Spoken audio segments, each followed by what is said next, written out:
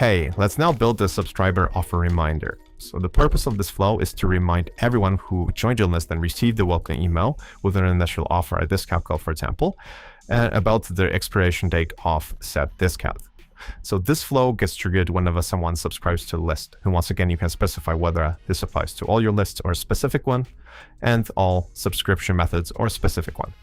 So after someone signs up, you've got a 5-day wait element. You can time it according to your liking, but this should allow for your new audience to actually redeem the offer naturally. So after the 5 days, we've got a dynamic segment that checks whether people have purchased. We have to create a segment to use this.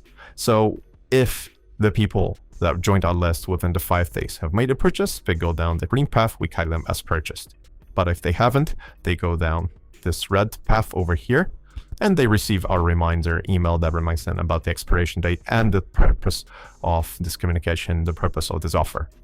After that, we've got a wait element for 2 days, one after which we check whether they have purchased or not. If they have, we're going to tag them as purchased, and if not, we can tag them as welcome offer not redeemed, or we can send them as a reminder email if we want to.